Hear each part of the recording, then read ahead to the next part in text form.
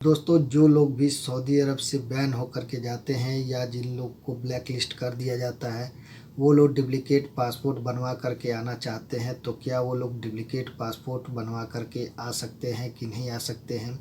या वो लोग जो सऊदी अरब से भाग करके जेल के द्वारा जाते हैं, या जिन लोगों के ऊपर कोई केस रहता है और सऊदी अरब से जाते हैं, या जिन लोगों का ब्लैक लिस्ट हो करके सऊदी अरब से जाते हैं और दोबारा नए वीज़े पे आना चाहते हैं सऊदी अरब में, क्योंकि बहुत से ऐसे लोगों का ये भी सवाल रहता है कि हम लोग सऊदी अरब से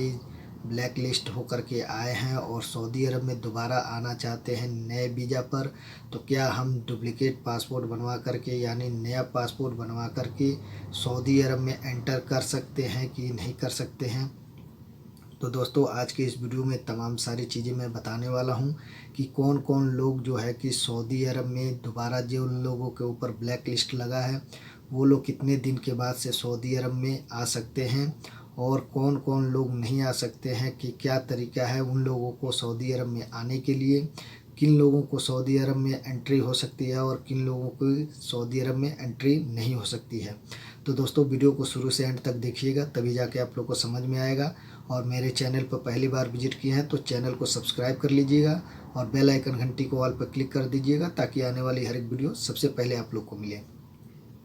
तो दोस्तों,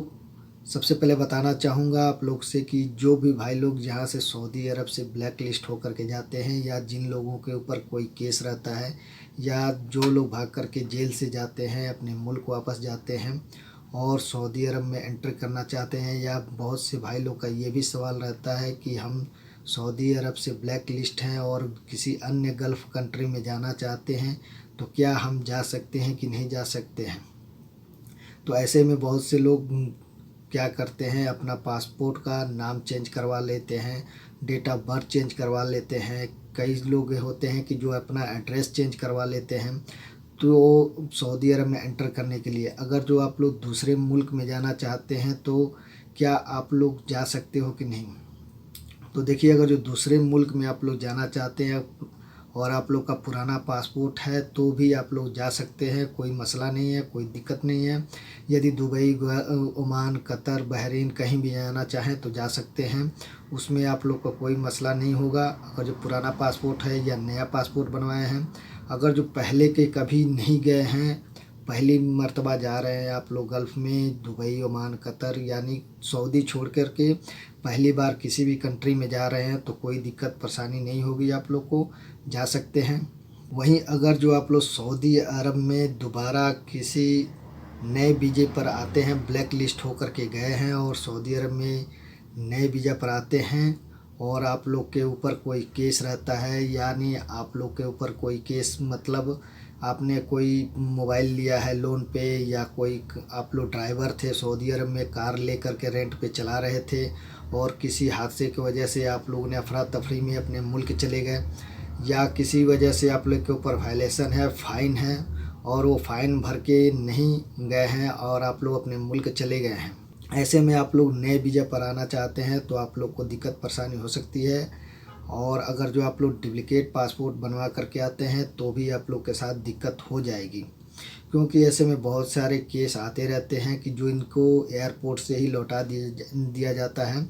जो भी लोग इस तरीके से काम करते हैं, डुप्लिकेट पासपोर्ट बनवा करके आते हैं, या नाम चेंज करवा के आते हैं, या डेट ऑफ बर्थ चेंज करवा लेते हैं, या एड्रेस चेंज करवा लेते हैं, तो भी उन लोगों को एंट्री नहीं मिलती है सऊदी अरब में। क्योंकि जब भी आप लोग अपना पासपोर्ट जो भी अगर जो नया भी बनवा करके आते हैं एयरपोर्ट पे, तो वहाँ पे स्कैनिंग होती है आपके पासपोर्ट की, और आपके फिंगर लिया जाता है। आपके फिंगर से आपका पूरा बायोडाटा ओपन हो जाएगा। अगर जो आप लोग के ऊपर कोई केस रहता है, या आप लोग ब्लैक लिस्ट हो करके गए हैं सऊदी अरब से, तो आप लोग दोबारा इंटर करते हैं ब्लैक लिस्ट, मतलब अगर जो आपने कोई बड़ा जुर्म किया हुआ है, या आप लोगों ने कोई बड़ा कांड करके गया है, या चोरी का हो गया इल्ज़ाम, या कोई वायलेशन का हो गया, कोई फ़ाइन हो गया,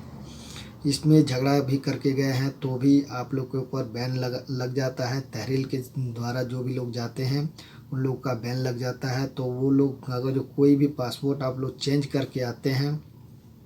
तो आप लोग को एंटर नहीं किया करने दिया जाएगा। आप लोग को यहाँ वहाँ से सऊदी एयरपोर्ट से ही जब आप लोग अपना फिंगर देंगे तो वहीं से आप लोग का पूरा बायोडाटा खुल जाएगा। उससे पता चल जाएगा कि आप लोग के ऊपर क्या वायलेशन है, आप लोग बैन हो कि नहीं हो। तो इस तरीके से अगर जो आप लोग डुप्लिकेट पासपोर्ट भी बनवा करके आओगे तो भी आप लोग सऊदी अरब में एंटर नहीं कर पाओगे।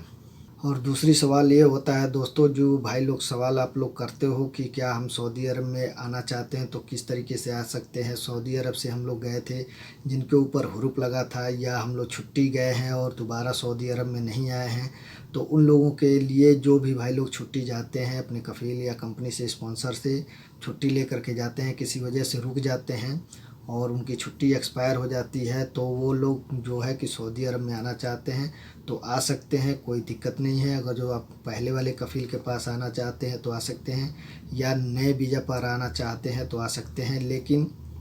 उसमें आपका इकामा और आपका वीज़ा एक्सपायर होना चाहिए, आपका छुट्टी एक्सपायर होना चाहिए, तभी जो है कि आप नए वीज़े पर सऊदी अरब में आ सकते हैं। जो लोग के ऊपर हुरूप लगा हुआ था और हुरूप के मामले में जो लोग अपने मुल्क गए थे वो लोग सऊदी अरब में दोबारा आना चाहते हैं, तो वो लोग जो लोग तहरील के द्वारा जो गए हुए हैं,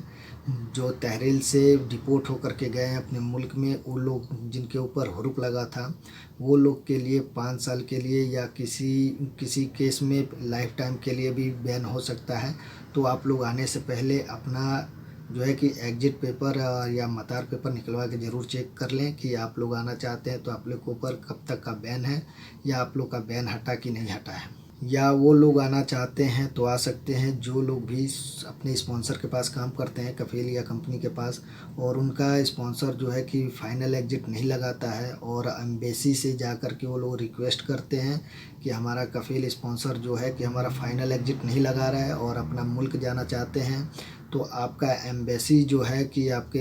एम्बेसी जो है आपका हेल्प करती है, जौजात से जा कर के आप लोग का जो है कि फ़ाइनल एग्जिट लगवाने की कोशिश करती है। और इसमें जो है कि अगर जो मकतब अमाल में आप लोग केस भी करते हैं तो अगर जो केस जीत जाते हैं, अगर एम्बेसी के द्वारा आप लोग फ़ाइनल एग्जिट जाते हैं, तो आप लोग नए वीज़ा पर आना चाहते हैं तो दोबारा सऊदी अरब में नए वीज़ा पर आ सकते हैं। इसमें कोई बैन नहीं लगता है, आप लोग बिना दिक्कत परेशानी के सऊदी अरब में आ सकते हैं। अगर जो वो लोग जो पासपोर्ट पे अपना नाम चेंज करवाते हैं या एड्रेस चेंज करवाते हैं या डेट बर्थ चेंज करवाते हैं, डुप्लिकेट पासपोर्ट यानी बनवा करके आते हैं, तो सऊदी अरब में आएंगे तो जैसे ही आप लोग का फिंगर चेक होगा, अगर जो आप लोग के ऊपर कोई वायलेशन होगा तो आप लोग को सऊदी अरब में एंटर नहीं करने दिया जाएगा, आप लोग को वहीं से फिर वापस रिटर्न जाना होगा। अगर जो किसी वजह से अगर जो आप लोग सऊदी अरब में इंटर कर भी जाते हैं, किसी शोर सिफारिश से अगर जो इंटर कर भी जाते हैं, तो फिर आप लोग को यहाँ से फ़ाइनल एग्जिट जाने में बहुत दिक्कत सारी परेशानी हो सकती है। अभी क्योंकि हमेशा एक कुछ ना कुछ न्यूज़ में सुनने को मिलता है कि बहुत से भाई लोग का ऐसा है कि जो फंसे पड़े हैं कि, और जो भी इस तरीके से आप लोग काम करना चाहते हैं तो इस चीज़ को ना करें। इससे अच्छा है कि सऊदी में से अगर जो आप लोग बैन हैं तो आप लोग किसी और गल्फ़ कंट्री में जाएं, बहुत सारी कंट्रियां हैं उसमें जा कर के आप लोग काम कर रहे हैं, वहाँ 2 पैसे कमाएं तो अच्छा रहे। अगर जो आप लोग लाइफ टाइम के लिए बैन है तो सऊदी अरब में ना आए। अगर जो आ भी जाते हैं तो जाने के लिए आप लोग को बहुत सारी दिक्कतें परेशानी हो सकती है, हो सकता है कि आप लाइफ टाइम के लिए भी यहाँ बैन हो जाएँ जाने से। तो दोस्तों इस तरीके से अगर जो आप लोग काम करेंगे, डुप्लिकेट पासपोर्ट बनवा करके आएंगे, तो आप लोग लाजमी है कि आप लोग का नुकसान हो सकता है, आप बुरी हालात में फंस सकते हो। जो लोग भी अपने एम्बेसी के द्वारा गए हैं और नए वीज़े पर आना चाहते हैं तो नए वीज़े पर आ सकते हैं, लेकिन उसमें कौन कौन लोग आ सकते हैं, जो लोग के ऊपर कफ़ील या स्पॉन्सर जो लोग का खर्च नहीं लगा रहा था, फ़ाइनल एग्जिट नहीं लगा रहा था, वो लोग अपने एम्बेसी से जो गए हैं वो लोग नए वीज़ा पर आना चाहते हैं तो वापस आ सकते हैं। तो दोस्तों उम्मीद करता हूँ वीडियो अच्छी लगी होगी। अगर जो वीडियो अच्छी लगी हो तो वीडियो को एक लाइक करना, अगर जो कोई सवाल रह जाता है तो कमेंट करके पूछ सकते हैं, और चैनल पर पहली बार विजिट किए हैं तो चैनल को सब्सक्राइब करके बेल आइकन घंटी को ऑल पर क्लिक कर दें ताकि आने वाले हर वीडियो आप लोग को मिले। तो दोस्तों मिलते हैं फिर किसी नेक्स्ट वीडियो में, तब तक के लिए जय हिंद दोस्तों।